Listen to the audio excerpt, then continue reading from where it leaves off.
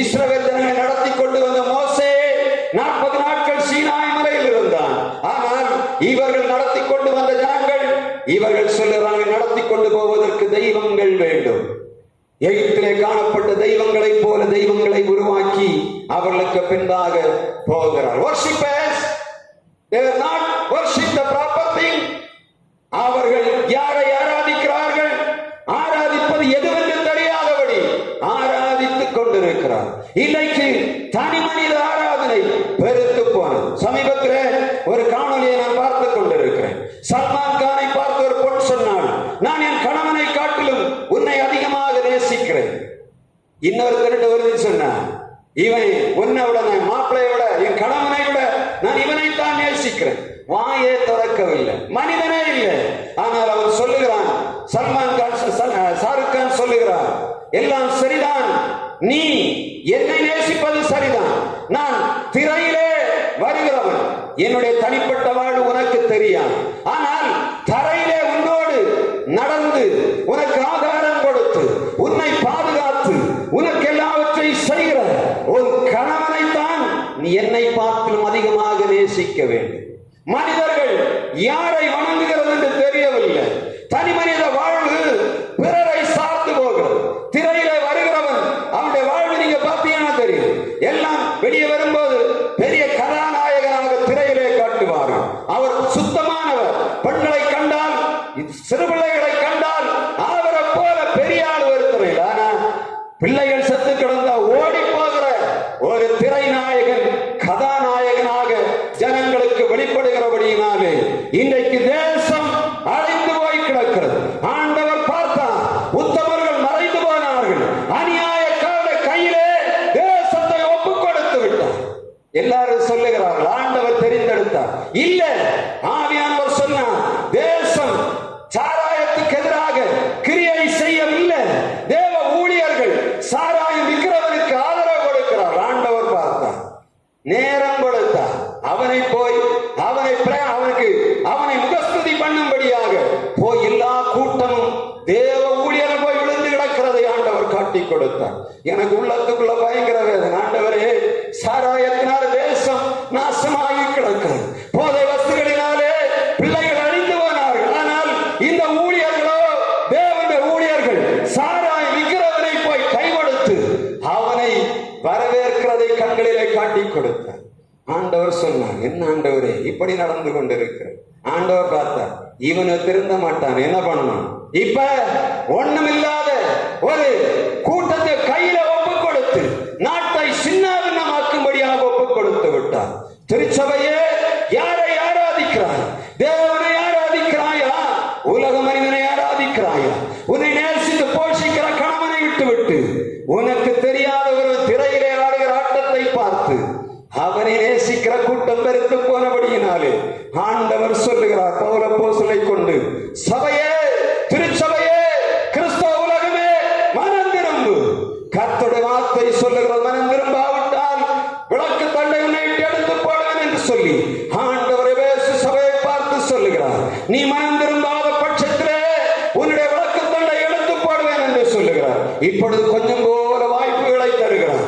மனம் திரும்பும்படியாக வார்த்தைகளை தருகிறார். திருச்சபையை திறந்து வைத்துவிட்டு செவ்வாய்க்கிழமை, வியாழக்கிழமை ஆராதனை உருவாக்கி வைத்திருக்கிறார். ஞாயிற்றுக்கிழமை ஆராதனை உருவாக்கி வைத்துவிட்டு கொஞ்சம் போல வெளிச்சம் கொடுக்க வேண்டும் என்று சொல்லி ஆண்டவர் விரும்புகிறார்.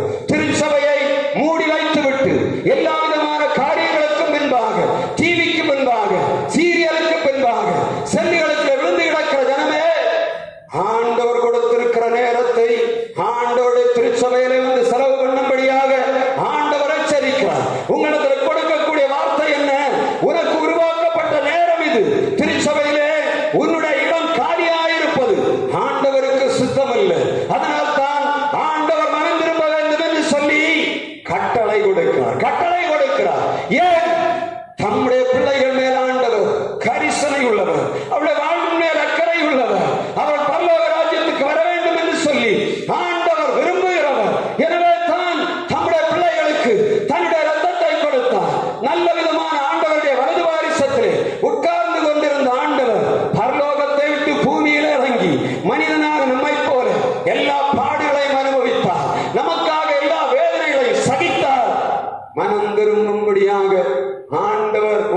எச்சரிப்பு கொடுக்கிறார். திருச்சபையே, வர்ஷிப் வாட் whom? இதுதான் கேள்வி. யாரை ஆராதிக்கிறோம்? எதை ஆராதிக்கிறோம்? எங்கே ஆராதிக்கிறோம்? ஆண்டவர் சொல்லுகிறார், மனம் திரும்பு. தேவனுடைய ஆலயத்திலே வந்து அவரை ஆராதிக்கும்படியாக ஆண்டவர் உங்களுக்கு தருணம் கொடுக்கிறார். தேவ சமூகத்திலே வந்து விடுதலையும் ஆசீர்வாதத்தை பெற்றுக் கொள்ள வேண்டும் என்று சொல்லி ஆண்டவர் சொல்லுகிறார், மனம் திரும்பு.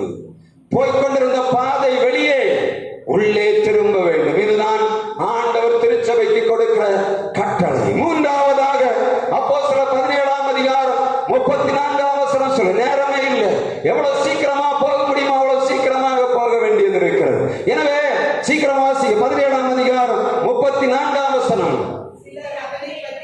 சிலர் அவனை பற்றி கொண்டு விசுவாசிகளானார்கள். அவர்களில் மாஸ் மேடை நியாயாதிபதிகளில் ஒருவனாகிய தியோனீசியு என்பவனும் தாமரி என்பவளும் ஒரு ஸ்திரீயும் அவளுடைய வேறு சிலரும் இருந்தார்கள். இந்த பவுல் அப்போஸ்தலன் பிரசங்கம் பண்ணி கொண்டிருக்கும் போது தியோனீசியு என்று சொல்லக்கூடிய ஒரு நியாயாதிபதி, இந்த வார்டன் அங்கே இருக்கிறதை வேதம் சொல்லுகிறது. முதலாவது யார் இருந்தார்கள்? வைஸ்மன் இருந்தார்கள். இரண்டாவதாக யார் இருந்தார்கள்? வர்ஷிப்பர்ஸ் இருந்தார்கள். மூன்றாவது யார் இருந்தான்? ஒரு வார்டன் இருந்தான். என்ன வார்டன்? அந்த மார்ஸ் மேடையை, அந்த எல்லா காரியங்களை ஒழுங்கு பண்ணுகிற, எல்லாவற்றையும் ஒழுங்கு பண்ணுகிற ஒரு நியாயாதிபதி, வருகிற ஜனங்களுக்கு நியாயம் தீர்க்கிறவனான நீசி என்று சொல்லக்கூடிய ஒரு வார்டன் அங்கே உட்கார்ந்திருந்தான். எல்லாவற்றையும் பாதுகாத்துக் கொண்டிருக்கிற ஒரு நியாயாதிபதியின் மனம் திரும்ப வேண்டியதாக காணப்பட்டது. எல்லா விதமான நியாய பிரமாணத்திலும் கற்றுத்தேறினவன், எல்லாவற்றையும் நியாய பிரமாணத்தின் சட்டத்தின்படி சரியாக செய்தவன் ஒரு நியாயாதிபதி என்று சொல்லுகிறவன், சட்டத்தை தெரிந்தவன், எது சரி எது தவறு என்று தெரிந்தவன். இந்த மாஸ் மேடைக்கு முன்பாக வந்துவிட்டால் நியாயம் நியாயமாக இருக்கும், நீதி நீதியாக இருக்க வேண்டும் என்று சொல்லி போராடுகிற தியோனீசியு என்று சொல்லக்கூடிய ஒரு வார்டன் அங்கே உட்கார்ந்து ஆண்டவருடைய வசனத்தை கேட்டுக்கொண்டிருந்தான். இந்த 3 பேர்ல நீங்க செக் பண்ணி பார்த்தீங்கன்னா, 3 பேர்ல யார் ஆண்டவரை ஏற்றுக்கொண்டார்கள்? இந்த நியாயாதிபதி மாஸ் மேடைக்கு முன்பாக வந்து எல்லா ஜனங்களையும் நியாயம் தீர்க்கிற தியோனீசியு என்று சொல்லக்கூடிய மனிதனுக்கு தெரிந்தது, பவுல் சொல்லுகிறதுதான் சரி, அதுதான் நீதி, அதுதான் நியாயம் என்பதை அவன் தெரிந்து கொண்டபடியினாலே வசனத்தை ஏற்றுக்கொண்டான். அவனோடு கூட தாமரி என்று சொல்லக்கூடிய ஒரு சகோதரியும் ஆண்டவரை ஏற்றுக்கொண்டதாக வேதம் சொல்லுகிறது. நம்முடைய ஆண்டவர் யார்? மனம் திரும்பும்படியாக கட்டளை கொடுக்கிறவர். யாரெல்லாம் மனம் திரும்ப வேண்டும்?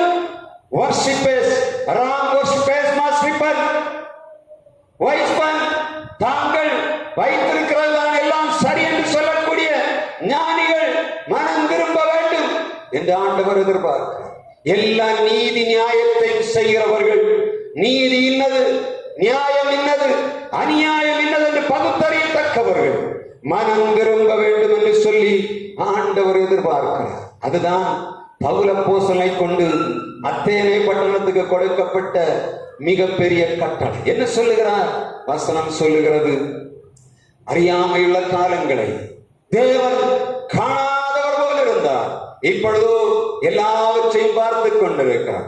ஒரு காலத்துல சொல்லுவாங்க, தகப்பன் செய்த எல்லா விதமான காரியத்துக்கும் மகன் அனுபவிக்கிறான் என்று சொல்லுவார். இன்றைக்கு சொல்லுவார்கள், அவன் செய்ததை அவன் மகன் அனுபவிக்கிறான், அவள் செய்ததை அவள் மகள் அனுபவிக்கிறாள் என்று இப்பொழுது வார்த்தை வருகிறதை நம்ம பார்க்க முடியும். ஒரு காலத்துல அவர்கள் ஆண்டவர் விட்டு விட்டார், இவர்கள் அறியாமையில் இருக்கிறார்கள், இவர்களுக்கு சாப்பாடு இல்லை, இவர்களுக்கு வருமானம் இல்லை, இவருடைய சரீரத்திலே பலன் இல்லை, அதனாலே கொஞ்சம் இரக்கமா இருந்தார். என்ன எல்லாத்தையும் கொடுத்துட்டார், தேவையான எல்லாம் கொடுத்திருக்கிறார். சாப்பாட்டுக்கு சாப்பாடு, வருமானத்துக்கு வருமானம், சரீரத்திலே பலனுக்கு பலன் கொடுத்திருக்கிறார். ஒரு காலத்தில் ஆஸ்பத்திரியில போனா ஐயோ ஐயோ என்று கூப்பிட்டு கொண்டிருந்தார்கள். இந்த எந்த ஆஸ்பத்திரியில போனாலும் ஐயோ என்று சத்தம் குறைந்து போன காரணம் என்ன? உடம்புல வலி வந்து ஐயோடு சத்தம் போட்டா கொண்டு வந்து ஒரு இன்ஜெக்ஷனை போட்டு என்ன பண்றான்? தூங்க வைத்து விடுகிறார். ஆஸ்பத்திரி எல்லாம் எப்படி இருக்கு? அமைதியின் கூடாரமாக மாறிவிடுகிறது. ஒரு காலத்துல அப்படி இல்லை. அங்க காலில் புண்ணு இருக்கும் போது போய் பார்த்தா ஒரு பக்கம் ஐயோன்னு கூப்பிடும், இன்னொரு பக்கம் ஐயோ என்ன கொல்றானேன்னு கூப்பிடும். இன்றைக்கு அது மாறி போய் கிடக்கு. இந்த ஐசியூல மாத்திரம் கொஞ்சம் என்ன கேட்குது, கீயா கீயா கீயான்னு சத்தம். எது நாடி துடிப்பு மாத்திரம் கடைசி நேரத்துக்காக போராடி கொண்டிருக்கிறது. இந்த கடைசி நாட்களிலே நாம் ஆண்டவருக்கு நேராக மனம் திரும்ப வேண்டிய காலத்துக்குள்ளே வந்திருக்கிறோம். மனம் திரும்புவதற்காக ஆண்டவர் கொடுத்ததுதான் மத்தேயு 3:11 எழுதப்படுகிறது. ஆண்டவர் சும்மா மனம் திரும்ப என்று சொல்லவில்லை, சொல்லிவிட்டவர் முடிக்கிறது இல்லை. அங்கே சொல்லுகிறார் மத்தேயு 3:11 மனம் திரும்புதலுக்கென்று நான் ஜலத்தினால் உங்களுக்கு ஞான ஸ்நானம் கொடுக்கிறேன். மனம் திரும்புதலின் முதற்படி என்னது? ஞான ஸ்நானம். மனம் திரும்புதலுக்கு முதற்படி ஞான ஸ்நானம். இயேசு ஞான ஸ்நானம் பெற வேண்டிய அவசியமே இல்லை. அவர் பரிசுத்தவான். அவர் அங்கிருந்து வருகிறார். யோர்தான் நதிக்கு நேராக வரும்போது யோவான் ஞான ஸ்நானம் கொடுத்து கொண்டிருக்கிறான். அவன் பார்த்த உடனே இவரை கண்டுபிடிச்சிட்டான், இவர் வேற ஆளு, இவருக்கு ஞானஸ்நானம் கொடுக்க முடியாது. அவன் சொல்லுகிறான், எல்லாருக்கும் ஞானஸ்நானம் கொடுக்க முடியும், ஆனா உனக்கு மாத்திரம் கொடுக்க மாட்டேன். அவர் சொல்லுகிறார், இப்படியே எல்லா நீதியை நிறைவேற்றுவது நமக்கு ஏற்றதாயிருக்கிறது. இயேசு ஞானஸ்நானத்துக்கு கீழ்ப்படிந்தார் என்று சொன்னார். உலக மனிதன் யாராயிருந்தாலும் ஞானஸ்நானத்துக்கு தன்னை கீழ்ப்படுத்த வேண்டும். அதுதான் ஆண்டவருடைய பிள்ளை என்று சொல்வதற்கு முதல் படி. ஆண்டவருடைய ராஜ்யத்துக்குள்ளே ஒருவன் காலடி எடுத்து வைக்கிறான் என்று சொன்னார், அவன் ஞானஸ்நானத்தை பெற்றிருக்க வேண்டும். நான் ஒரு திருச்சபையில பணி செய்து கொண்டிருக்கும் போது ஒரு மனிதனை வருட கணக்காக சொல்லிக் கொண்ட, மனம் திரும்பு, ஞானஸ்நானம் எடு. அவர் எடுக்கலாம், நாளைக்கு எடுக்கிறேன், மற்ற நாள் எடுக்கிறேன் என்று சொன்னார். வருஷங்கள் தாண்டி போன ஒரு நாள் இந்த திடீரென்று பார்த்தால் அந்த ஒரு வாரத்துக்கு முன்னாடி சொன்னார், நான் அந்த வாரத்துல ஞானஸ்நானம் எடுப்பேன், அடுத்த வாரத்துல நாளை காணல.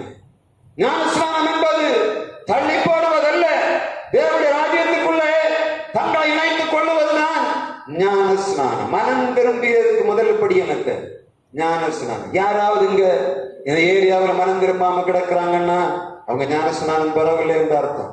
எல்லா நீதி நியாயத்தை செய்வார்கள், எல்லாவற்றையும் கீழ்ப்படிந்து விட்டு ஞானஸ்நானத்துக்கு கீழ்ப்படியாவிட்டால் ஒரு பிரயோஜனமும் இல்லை. ஆண்டவர் இயேசு இதுதான் நீதி என்று சொன்னால் அதை செய்யாவிட்டால் அவன் கிறிஸ்தவன் என்று சொல்வதற்கு எந்த விதமான தகுதியும் இல்லை. இரண்டாவதாக லூக்கா 3:8 ஒரு வார்த்தை வாசிக்கிறோம். லூக்கா 3:8 மனம் திரும்புதலுக்கென்று ஆண்டவர் எவைகளை கொடுக்கிறார்? முதலாவது ஞானஸ்நானத்தை கொடுக்கிறார். இரண்டாவது லூக்கா 3:8 ஆண்டு ஒரு காரியத்தை கொடுக்க வாசிங்க. கொடுங்கள், ஆபிரகாம் எங்களுக்கு தகப்பன் என்று உங்களுக்குள்ளே சொல்லிக்கொள்ள இந்த கல்லுகளினாலே ஆபிரகாமுக்கு பிள்ளைகளை உண்டு பண்ண வல்லவராயிருக்கிறார். மனம் திரும்புதலுக்கென்று யோவான் ஒரு ஞானஸ்நானம் கொடுத்தான். இங்க வருகிறவர் எல்லாரும் சொல்லுகிறார்கள், ஆபிரகாம் என் தகப்பன். என் தகப்பன் யாரு தெரியுமா? எனக்கு தாத்தா யார் தெரியுமா? என் தாத்தா யார் என்று தெரியுமா? நாங்க 7 தலைமுறை கிறிஸ்தவர்கள். நாங்க இந்த இடத்துல நம்முடைய ரிங்கிள் தொகை வந்த நாளிலிருந்து எங்கள் குடும்பம் தேவனுடைய, நாங்க கிறிஸ்தவர்கள் என்று சொல்லிக்கொண்டு மார்தட்டி கொண்டிருக்கிற குடும்பங்களை நான் பார்க்கிறேன். நாங்க இந்த கேரல் சர்வீஸுக்கு போகும்போது நாகர்கோவில் நிறைய குடும்பங்களை பார்க்கிறோம். எல்லாரும் சொல்லுவாங்க, நாங்க ரிங்கிள் தௌவைய அவருடைய ஊழியத்துல சந்திக்கப்பட்ட இந்த ஆளுக்கு 200 வருஷத்தை ஹிஸ்டரி சொல்லுகிறாங்க. ஆனா வாழ்வை பார்த்தா எப்படி இருக்கு? தண்ணி மாறவில்லை, தண்ணி அடிச்சு தான் பேசுறாரு. என்ன சொல்லுகிறார்? நான் ரிங்கிள் தௌவைய ஃபேமிலியாக என்று சொல்லுகிறார். ஆனா மனம் திரும்பவில்லை. வசனம் சொல்லுகிறது, நான் யார் என்பது முக்கியம் அல்ல, நான் எந்த கோத்திரத்தில் வந்தேன் என்று முக்கியம் அல்ல, என் முற்பாட்டன் யார் என்பதல்ல. ஆண்டவர் யார தெரியுமா? ஆபிரகாமுக்கு கல்லுகளினாலே குழந்தைகளை உண்டு பண்ண வல்லமை உள்ளவர். எனவே மனம் திரும்புதலுக்கு ஏற்ற கனிகளை கொடுக்க வேண்டும் என்று சொல்லி ஆண்டவர் நம்முடைய பெருமைகள், நம்முடைய குல பெருமைகள், நம்முடைய ஜாதி பெருமைகள், நம்முடைய குடும்ப பெருமைகள், இவைகள் அனைத்தும் பரலோக ராஜ்யத்துக்கு நம்மை கொண்டு போகாது. எப்பொழுது ஆண்டவருடைய வார்த்தையை கேட்டு அவருக்கு கீழ்ப்படுகிறோமோ அப்பொழுதுதான் பரலோகம் நமக்கு கொடுக்கப்படுகிறது. இரண்டாவது பகுதி நீங்க இந்த அப்போஸ்தலர் 17ஆம் அதிகாரம் 31ஆம் வசனத்திலே சொல்லப்படுகிறது. ரெண்டையும் சொல்லாம இந்த செய்தியை நான் முடிக்க முடியாது. சுவிசேஷ ஞாயிறன்று ரெண்டு செய்தி கொடுக்கப்படுகிறது. ஒன்று என்ன? மனம் திரும்ப வேண்டும். அந்த 31ஆம் வசனத்தில் வாசிங்க. மேலும் ஒரு நாளை குறித்திருக்கிறார், அதிலே அவர் தாம் நியமித்த மனுஷனை கொண்டு பூலோகத்தை நீதியாய் நியாயம் தீர்ப்பார். அந்த மனுஷனை மரித்தோர்ந்து எழுப்பினதினாலே அது நிச்சயத்தை எல்லாருக்கும் விளங்க பண்ணினார்.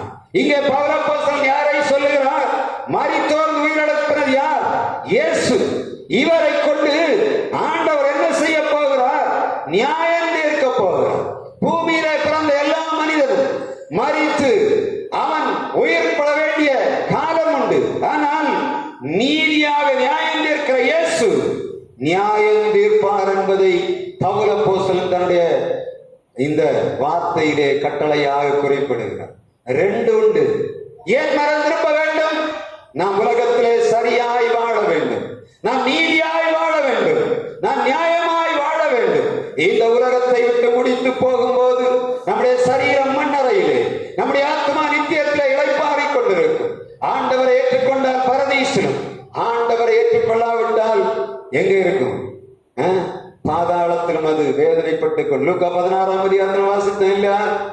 ஆபிரகாமை பார்த்து ஐஸ்வர்யவான் சொல்லுகிறான், இங்கே எனக்கு 5 சகோதரர்கள் உண்டு, இந்த வேதனையுள்ள இடத்துக்கு அவங்க வரக்கூடாது. ஒரு பக்கம் லாசரு புண்ணு பிடித்த மனிதன், இந்த பணக்காரனுடைய வாசல் அருகே கிடந்தவன் பரலோகத்திலே இளைப்பாறிக் கொண்டிருக்கிறான். யார் மத்தியில? ஆபிரகாமுடைய மடியிலே. எல்லா செல்வ செழிப்பையும் அனுபவித்து உலகத்துக்காக வாழ்ந்து ஆண்டவரை தேட மனதில்லாத மனிதன் பாதாளத்திலே வேதனைப்பட்டுக் கொண்டிருந்தார். இது யார் சொன்னார்? இயேசு சொன்னார். உலக மனுஷனோ பவுலோ பேதுருவோ சொல்லவில்லை. மரித்து உயிரோடு வந்து பரலோகத்துக்கு போய் பிதாவின் வலது பாரிசத்திலே இப்பொழுது நம்மை பார்த்து என்னுடைய வார்த்தையை கேட்டுக் கொண்டிருக்கிற ஆண்டவர், உங்கள் இருதயங்களை பார்த்து கொண்டிருக்கிற ஆண்டவர், இந்த திருச்சபை பார்த்து கொண்டிருக்கிற ஆண்டவர் இங்கே நடைபெறுகிறது என்பதை ஒரு சிங்காசனத்தில் ராஜா பார்க்கிறது போல ஆண்டவர் பார்த்து கொண்டிருக்கிறார். என்ன பண்ணுவார்? எல்லாவற்றையும் ரெக்கார்ட் பண்ணுகிறார். அங்கே ஒரு கம்ப்யூட்டர் எல்லாவற்றையும் ரெக்கார்ட் பண்ணி கொண்டிருக்கிறார். ஒரு நாள் கேட்டாங்க, இந்த உலக மனிதன் ஒரு ஞானி கேட்டார், உலக மனிதர்கள் எல்லாருடைய நிகழ்ச்சிகளையும் ரெக்கார்ட் பண்ணணும்னா என்னெல்லாமோ வேண்டும் என்று சொன்னார். இன்றைக்கு ஒரு சின்ன ஒரு 16 GB அந்த மெமரி கார்டை பார்த்தீங்கன்னா உலகம் ஃபுல்லா என்ன பண்ணலாம்? மெமரைஸ் பண்ணி வைக்கலாம். அந்த போன்ல 128 GB மெமரி பண்ணி வைக்கலாம். ஒரு நம்முடைய பைபிள் வெறும் 6 MB. பைபிள் அவ்வளவு 6 MB தான் இருக்கு. ஆனா 128 GB இவ்வளவு போல இருக்கு.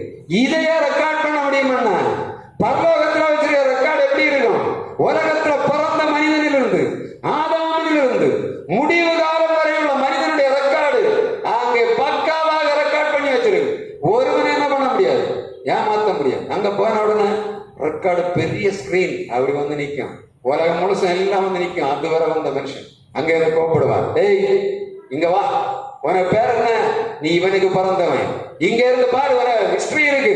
ஆபிரகாமின் குமாரனாகிய, ஈசாக்கின் குமாரனாகிய, யாக்கோபின் குமாரனாகிய, இவன் யூதாவின் குமாரனாகிய, இயேசுவின் குமாரனாகிய, செருபாபேலின் குமாரனாகிய, யோசேப்பின் குமாரனாகிய, அப்படி வந்து கடைசியில நிற்கும் உங்க பேரு. அவரு அப்படி போட்ட உடனே தட்டுன உடனே அப்படி வந்து நிற்கும். அப்படியா? அந்த நாளில இருந்து கடைசி வரை செய்த ரெக்கார்டு, உலகத்துல என்னெல்லாம் பண்ணணும் எல்லாம் அங்க ரெக்கார்ட் ஆயிரும். முடிவுல போய் சொல்லுவார், நீயே சொல்லு, மேல போகணுமா கீழே போகணுமா? ரெக்கார்டு அவர் ஒரு நியாயம் தீர்க்க வேண்டிய அவசியம். ரெக்கார்டு அப்படியே எடுத்து போட்டோன்னு சொல்லு. நம்மளை பார்த்துட்டீமா? நம்ம மாத்திரம் இல்ல, அங்க அவமானப்பட போகிறது யார் தெரியுமா? நம்ம கூட வந்த பரிசுத்தவான்கள் எல்லாரும் வருவார்கள். அவங்க உள்ள என்ன பண்ணாங்கன்னு தெரியாது, வெளியே பப்ளிக்ல எடுத்து போடுவார். எப்படி இருக்கும்? நான் பரிசுத்தவான் தான், வீட்டுல என்ன செய்யறோம் உங்களுக்கு தெரியுமா? தெரியாது. ஆனா அங்க ரெக்கார்ட்ல இருக்கும், எல்லாரும் முன்னாடி காட்டி கொடுப்பார். இவனை சொல்லுங்க, எல்லாரும் பார்த்து கேட்பார், இவன் பரலோகத்துக்கு போகணுமா கீழே போகணுமா சொல்லுங்கன்னு கேட்பார். அப்ப என்ன பண்ணோம்? ஆட்டோமேட்டிக்கா நம்ம செய்த காரியத்துக்கு நம்மளே சொல்லும், மேல எனக்கு இடம் இல்லை ஆண்டவரே, கீழே போகணும். நியாய தீர்ப்பு என்பது மிக கொடூரமானது. அந்த நாள்ல ஒருவனும் மறைக்க முடியாது. ஒருவேளை சொல்லுங்க, நான் ஒளிச்சு வச்சு எல்லாம் செய்யறேன், ஒன்னும் ஒழிச்ச முடியாது. ஏன்னா எல்லா வெளிச்சத்துக்கு மேல இப்ப ராத்திரி ரெக்கார்ட் பண்ணக்கூடிய கேமராவை வந்து விட்டது. ஆண்டவர் ரெக்கார்டு எவ்வளவு பெருசா இருக்கு, எல்லாமே எழுதி வச்சிருக்கு. இத்தனை வயசுல இவன் இந்த அட்டூழியம் பண்ணினான், எத்தனையோ தடவை நேரம் கொடுத்து மனம் திரும்பன்னு சொல்லி, நீ செய்ததெல்லாம் தப்புதான்ப்பா, ஆனா இயேசு ரத்தத்தால கழுவதற்காக இடம் கொடுத்தேன், ஆனா வரல, கழுவிட்டா என்ன பண்ணிருப்பாரு? மறைச்சிருப்பார். உங்களுக்கு தெரியுதா? இயேசு ரத்தம் உங்கள் பாவங்களாலும் கழுவி அந்த கம்ப்யூட்டர்ல இருந்து எரஸ் பண்ணி வச்சிருக்கோம். எப்ப இயேசு ரத்தத்தால கழுவப்படவில்லையோ அப்படியே வச்சிருப்பார். இது ரொம்ப கவனமா நீங்க கவனிக்கணும். இதுவரை நீங்க எப்படி இந்த செய்திகளை கேட்டீங்கன்னு தெரியல. ரொம்ப கவனமாக வாழும்படியாக ஆண்டவர் செய்தியை கொடுக்கிறார். ப்ரிப்பேர் பண்ற நானே எப்படி, எனக்கும் தெரியும் நான் எப்படிப்பட்ட, நான் மேல போவேனா கீழே போவேனான்னு எனக்கு மாத்திரம்தான் தெரியும். உங்களுக்கு கொடுக்கப்படுகிற செய்தி என்ன? மனம் திரும்புங்கள், பரலோக ராஜ்யம் சமீபமாக இருக்கிற. சுவிசேஷத்திலே பவுல் அப்போஸ்தலன் இந்த ஏதென்ஸ் பட்டணத்துக்கு கொடுத்த மிக முக்கியமான வார்த்தை, இப்பொழுதோ எல்லா மனிதர்களும் மனம் திரும்ப வேண்டும் என்று ஆண்டவர் எதிர்பார்க்கிறார். Wise men must repent, worshippers must repent, wardens must be repent. காவல் காக்கிறவர்களும் மனம் திரும்ப வேண்டும், அடியனை போன்றவர்களும் மனம் திரும்ப வேண்டும் என்று எதிர்பார்க்கிறார். உங்களை மாத்திரம் இல்லை, பேசுகிற என்னையும் மனம் திரும்ப வேண்டும் என்று சொல்ல. நான் அந்த உலகத்தில் உங்களோடு வாழ்ந்து கொண்டுதான் இருக்கிறேன். உங்களுக்குள்ள எல்லா பிரச்சனைகளும் எனக்கும் உண்டு, உங்களுடைய எல்லா வேதனைகளும் எனக்கும் உண்டு, உங்களுடைய எல்லா போராட்டங்களும் எனக்கும் உண்டு. எனவே மனம் திரும்புதல் எனக்கும் கண்டிப்பாக தேவை. எனவே திருச்சபையிலே செய்தி கேட்கிற நாம் ஆண்டவருடைய ராஜ்யத்துக்கு அவகாசிகளாய் மாறும். திரளான ஜனங்கள் நம்முடைய வாழ்வை பார்த்து இடறி போய் கிடப்பார்கள் என்று சொன்னார். இடறலுக்கு நீங்கி நம்ம பார்த்து திருச்சபைகளை 4 பேர் வரணும். நம்முடைய இந்த சபை நாள் விழாவில் உங்க தலையில ஒரு குடும்பமாவது ஞானஸ்நானம் எடுக்கணும். நான் கேட்பேன், கடைசியா இத்தனை மாசம் 7 மாசம் முடிஞ்சு 8வது மாசத்துக்கு வந்திருக்கு, இவ்வளவு பிரசங்கம் பண்ணிருக்கு, ரத்தத்தை எல்லாம் சிந்தி இருக்கிறேன், வீட்டுல போனா தொண்டையில ரத்தம் வருது, ஏன் அவ்வளவு காத்துக்கிறேன்? ஒரு ஆத்மாவாவது கொண்டு வருவீங்களா? இல்லை, இப்படியே விட்டு விடுகிறீர்கள், உங்க கையில தான் கொடுத்துருங்க. நம்முடைய வாழ்வு இடர்களாக காணப்படும் என்று சொன்ன மன்னிப்பு கேட்கணும். ஆண்டவரே, நான் இடர்களாய் கிடக்கிறேன், இந்த ஆத்மா உள்ள வருவதற்கு நானே தடையாய் கிடக்கிறேன். எனவே நான் இந்த தடையை நீக்கி போடுகிறேன். ஆண்டவரே, என்னை மன்னியும் என்று சொல்லி நல்மனம் பொருந்தி திருச்சபைக்குள்ளே ஆத்மாக்களை கொண்டு வருவோம். பரலோக ராஜ்யத்துக்கு அவகாசிகளாய் மாறுவோம். நியாயத்திற்கு நாளிலே நம்மை சுற்றி இருக்கிற ஜனங்களுடைய இரத்தப்படி நம் நீங்களாக மாறும்படியாக ஆண்டவர் இரக்கம் பாராட்டுவாராக.